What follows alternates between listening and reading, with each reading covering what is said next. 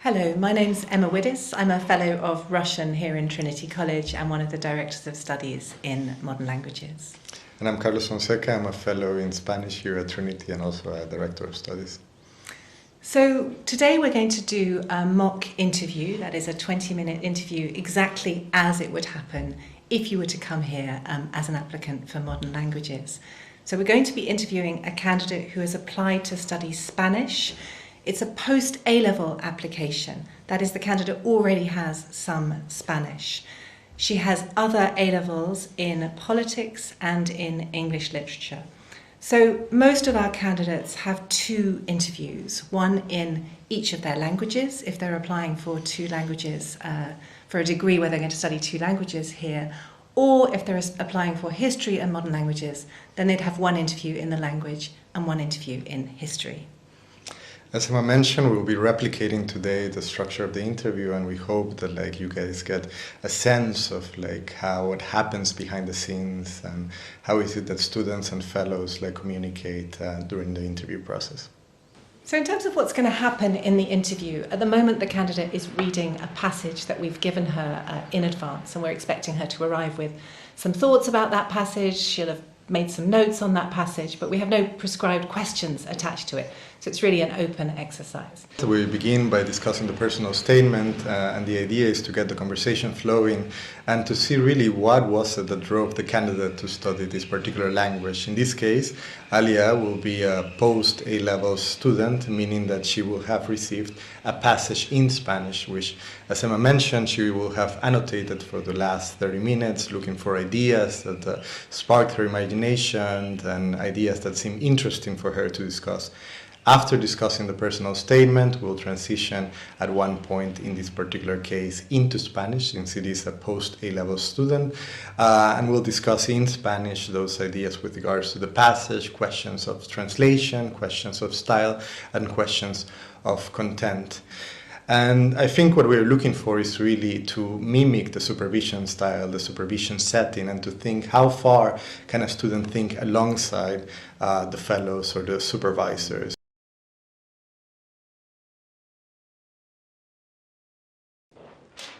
Hi, come in, take a seat.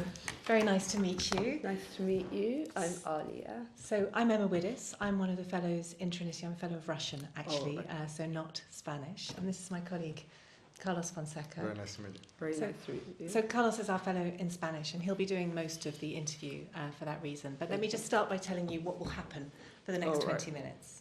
So basically, 20-minute interview. We're going to start with general discussion, which will come out of your personal statement, things you've said to us. Then you should have had this passage. Yes, I can see you've got the passage. So Carlos will then talk to you about the passage, work through various aspects in relation to the passage. And then at the end, you'll have a chance to ask questions if you want to. Okay. Does that sound okay? Yeah. The only other thing to say is, please don't worry, we will take notes. Don't read anything into that. That doesn't mean anything either way, except that our memories need a bit of help sometimes. Good. Okay, so let's start. So, enjoyed reading your personal statement very much. Very interested, in particular, I'm sure you could predict this, in your, it was your independent research project as part of your A-level on Che Guevara, is that right? Yes, it was. So why don't you just tell us a little bit about that, what your argument was, what was most interesting for you? So, for my ILP, I chose to do Che Guevara because I was very interested in how politics worked, particularly in the Latin American world. And I wanted to look at a particular figure who was not quite on the same level as you would think, perhaps Fidel Castro, but somebody who was on the sidelines and played a very important role in shaping Cuba and its international image. And so in my argument, I discussed his legacy in particular and studied whether or not he could be seen as a hero or a villain.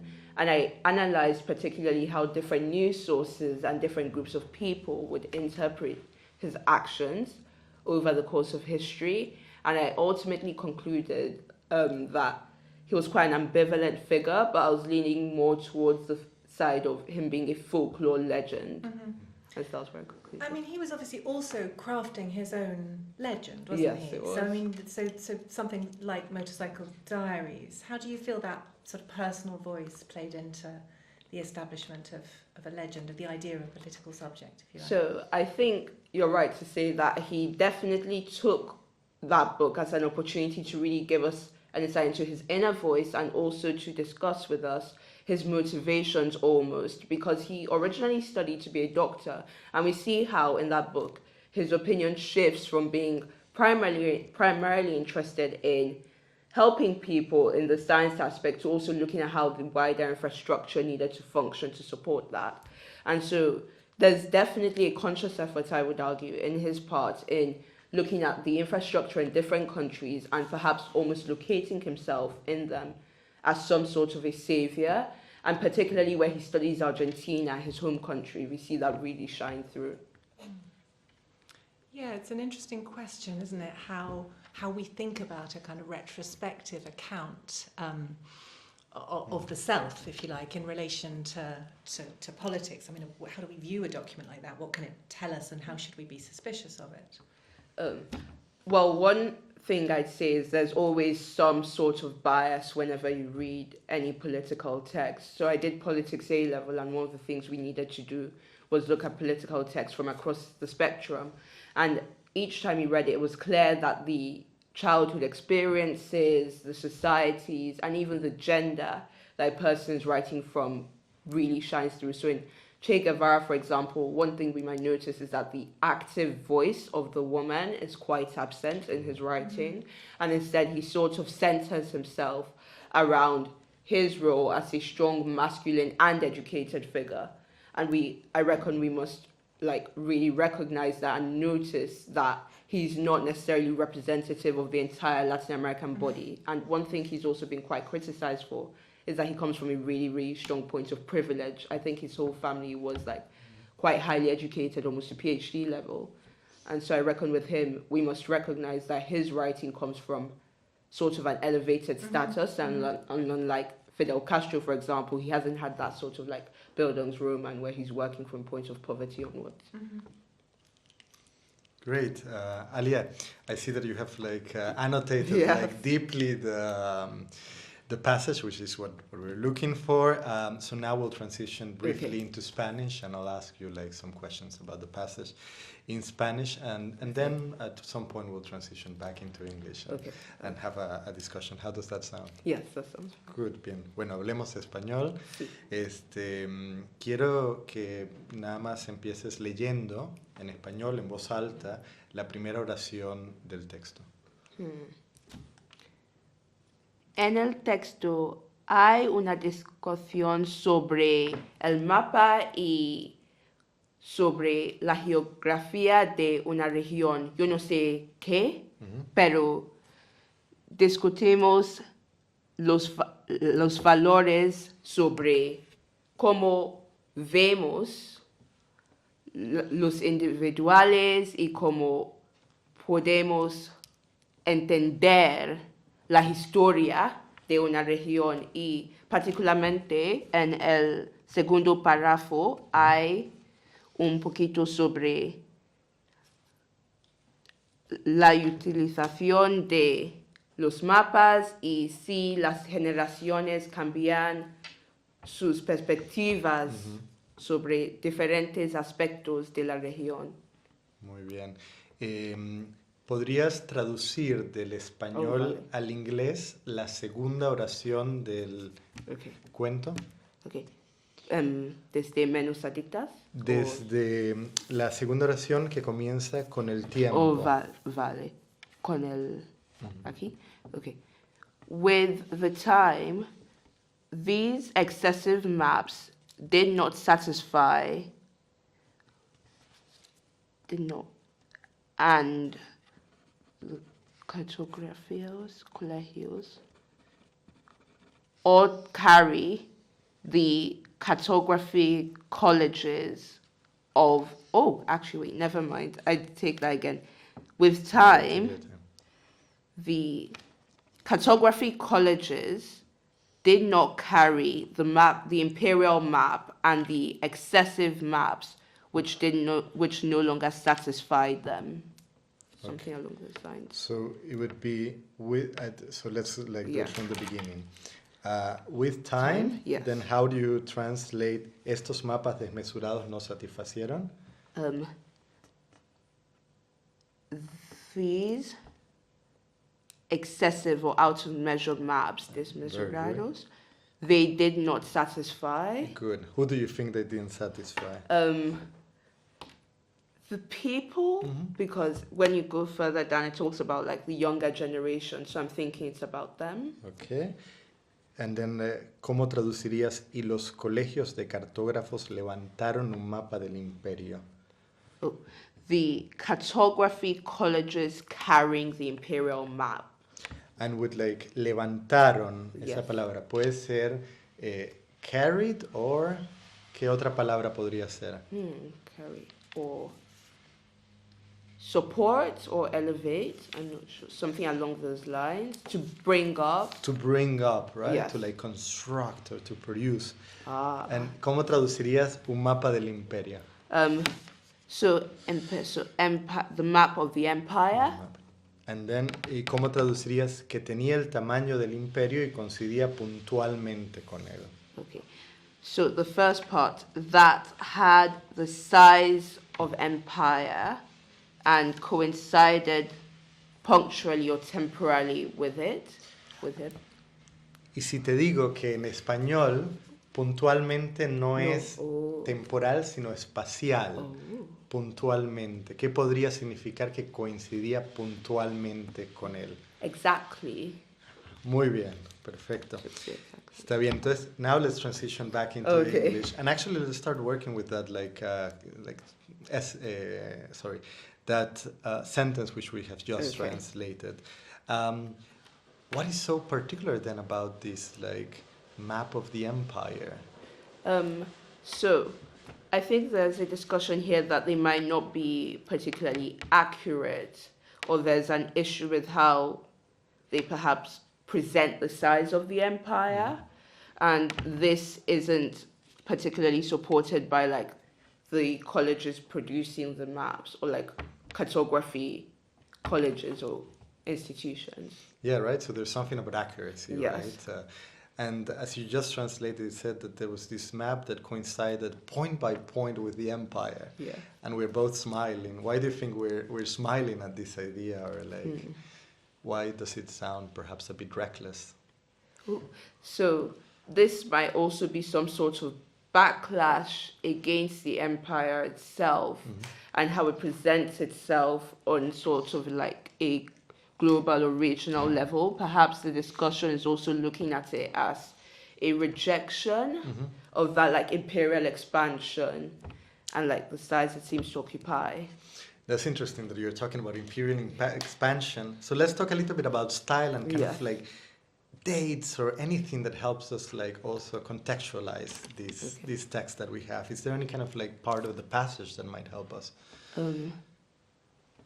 So I'm going to go all the way to the end maybe, to where it says the date is 1658. And this, I think, is somewhat during the advent of the Spanish Empire. So if we take perhaps the start of the Spanish Empire, it's like 1492 or so, when Christopher Columbus lands in America. This would appear to be where the Spanish Empire is sort of reaching its peak. Where it's starting to have some conflicts maybe with Portugal, if I remember correctly. And there's a lot of tension about the people in Spain and the religion or the king that they seem to support, but also in Latin America. And this discussion of autonomy is somewhat starting to get mainstreamed. Great, so you have like contextualized within 1658, like the history of like colonialism and imperial expansion. What role do you think cartography might have had there, like within the history of colonialism and imperialism? I think we can see it in both ways, both as a positive and a negative. On a positive aspect, we could see cartography as a means of unifying the people by giving them some sort of common glory and patriotism in how they see their country, because the map is exemplifying the strength of the country. But on the other hand, you could see it as a form of oppression, but also a sort of excess in the sense that it doesn't perhaps match up with the immediate needs of the people in Spain and is instead just a selfish pursuit by the leaders to expand their own status. That's very interesting. You're talking about commonalities, Yeah. but also differences, right? And when we think about maps, we think about the center of the map and the peripheries. Yeah. Is there any moment here where like these differences or that tension between center and periphery is mentioned? So in the very start of the discussion talks about how the art of cartography was achieved in that specific empire and how Isolo and only one province occupied all of the city. Yeah. So it's sort of perhaps discussing how some people are being written out by the maps, or some people might be overlooked if perhaps not the entire region is being accurately represented. But also, there's also some discussion by the time we get to the second paragraph that the younger generation are less almost not addicted per se, but less captivated or less believing in the way the map looks, because they don't seem to agree with the fact that that representation of it being so large is accurate. Instead, they think that the enlarged map is not useful. And now where does it lie now? Like these bits and pieces that have been forgotten by the history. bits and pieces are just lying in deserts of the West, which are now habitated by like beggars and animals. So it's sort of like been discarded. And it's very interesting, beggars and animals. What does that tell us with regards to like how this map is imagining like It's sort of almost insulting it now, because it's saying that it's completely lost its status. Because if we consider how originally there's a discussion that it was held in colleges discussing cartography, but now it's just lying strewn away. It sort of presents this image that it's lost its relevance, or that perhaps people no longer view it as being as useful or knowledgeable, or in fact as politically significant as it used to be. That's great. One last question, since we have to start Yes. wrapping up. This is presented both as a story by this Argentine author Jorge Luis Borges, but at the end, as you very correctly spotted, it says Suárez de Miranda, Viajes de Varones Prudentes, libro cuarto, capítulo Lérida, 1658. What do you think like that like framing or doing this kind of like playful way of framing the short story like that gives the author, Borges? I think it sort of makes it almost sort of like a political satire in an interesting way, because the title being Journeys of Prudent Men, and Varones I maybe assume to be like noble men, something more elevated, sort of makes it seem, whilst being quite comical and playful, because you're saying they're just going on a journey and it's not very serious, the discussion that's quite focused on like this idea of maps and the political framing of a country sort of makes it seem a bit more serious. And so there's a fine line between it being informative but also it being almost accessible to everyone. And maybe that's why it's sort of played down to sort of appeal to the people who don't quite like the map anymore. It's like the common masses, perhaps. Yeah, I love that you mentioned like political satire, right? Borges always constructs these stories in such a way that they seem so serious, right? And we always run the risk of taking them too seriously. But the first thing of interpretation is when we begin to laugh a little bit. Then we're getting something. I think we are wrapping up. I think that's right. Yes. So now, just if you had any questions for us, I should say there's no obligation for you to have any questions for us at all. But we don't want you to feel you haven't had an opportunity to say something if there's something that you need to know or want to say. So on the year abroad, what are the most popular destinations for students doing Spanish? Or what opportunities do they have? So equally both within the peninsula, right? Like Madrid and Barcelona are very, very common places. Also Sevilla, but also Latin America. And I think like there's something to be said about like, you know, the most desirable places tend to be Mexico, Buenos Aires, but more often like the students are like going to Costa Rica, to Medellin in Colombia, to Guatemala, right? So I think like now the map is really kind of talking about maps. They're really kind of like broadening up, and like and everybody seems to have like a very good time and like a very kind of like formative like cultural experience to wherever they go. That's really interesting. Thank you. Super. All right. Well, thank you very much. Thank you so much. Hope you find your way out Yeah. to Trinity. Thank you. Thanks for coming. Thanks so much. You can leave us that bit of paper. Thank you. Bye then. Bye. So we'll do what we normally do and talk about the candidate, although the first thing we should probably say is that because she's a candidate who was familiar with Cambridge, she was more confident than our usual entries are when they walk into the room, and they don't normally tell us their name with quite such confidence, do they? So the first part of the interview then, her discussion of her personal statement, I thought that was good, no? Yeah, I thought it was good on Guevara. I mean, she was very fluent about that, and you know that's in a way what one expects, really, because we want them to find their feet a bit and say things that they've already thought in a way. But I mean, I had a sense there that she was able to think on her feet a bit about different ways of writing, and she'd done some thinking about him as well. Yeah, I like the fact that she was enthusiastic, Yeah. while at the same time being able to ground this academically upon the discussion. And I felt like, for example, the concepts of and her discussion of gender was good. Yeah. On Guevara, right? So this is a model of a revolutionary in one sense, but perhaps not so revolutionary with regards to other senses. Yeah, she was aware of that, and with that you had a sense of her interest coming through as well, which was nice and sort of authentic. But then the main part of the interview obviously is the passage. So let's talk about that, the Spanish. So at the beginning we had the Spanish bit, right, in which I asked her to translate the first sentence of the passage, and it might have been that she was a bit nervous, given the context, or it might have been just that she didn't understood what I was asking.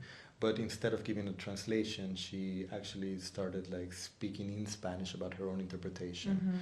But what I liked was that as soon as I redirected the conversation back into translation, she was able to very smoothly kind of incorporate that feedback and kind of build upon it. And how did she do with the translation itself, from your view?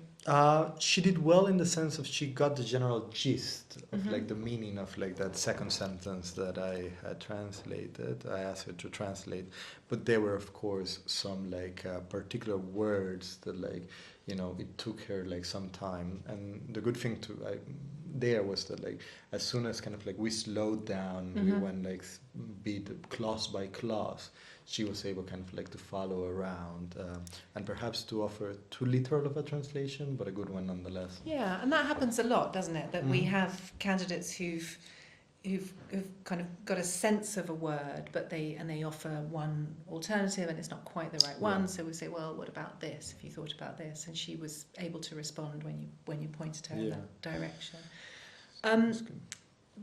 The larger question of her spoken Spanish, it sounded quite confident to me. It sounded confident. She made mistakes. Some grammatical mistakes, Sure. but that's of course common, and I think that it didn't kind of lead to the conversation being hard to follow, meaning wise, everything was there. And then we transitioned right into English. I think the very good moment there was her capacity to understand what 1658 meant and how to frame her whole interpretation with regards to that date. Yeah, it's worth saying. I mean, that was unusual, wasn't it? You know, what one would normally expect in this interview, I think, would be that you might well be telling the student that, right? So you'd say, what kind of date, what does that make you think about? And they might or might not have something, but you would then lead them towards the idea of empire. Is that right? Rather than what we got from this student, which is unusual, is they'd obviously done some work on the Spanish Empire. In a history GCSE or something. Candidates shouldn't feel that everything has to go right inside the interview, right? As we mentioned before, it's more of a supervision setting. So the idea is thinking alongside, and if there are bits and pieces that have to be given or that the student wants to ask, they should feel very comfortable and kind of very welcome to ask those questions. In this case, the year of 1658, what happened there, what was the context, right? Yeah, because what often happens with these passages is that the students have picked up, they've been able to translate a few words, phrases, and they've got a sense of the sentences, but they don't always have a big picture about the passage and why the passage and what the passage is kind of about. Yeah. And for this passage, what you would give them is the idea of empire, and then that might help all of the ideas in the different sentences to come together. Is that right? Yeah. Exactly, right? Like we usually tend to like work in the interviews like bits and pieces of the understanding, but then like the idea is that the student alongside the interviewer will be able to like bring that together into like a sort of coherent understanding. Yeah. Which I felt she did a very good job at, did. like towards the very end when we started talking about like basically the politics of these maps, right? I think she mentioned, what was it? Political satire. Yeah. And that was quite interesting. Yeah, I mean, there are lots of words in this passage, even, cartography, lots of, almost on purpose, no, from Borges's point of view, lots of big, hard words that are kind of about showing off your knowledge, as in the authors, as in, the map makers sort of performing their knowledge. And I thought she did some students wouldn't have known all of those words, and we would have had to give them more of the vocabulary, even of, say, cartography. But bringing together the idea of why map making might be a strategy of politics or power, she did really well, I think.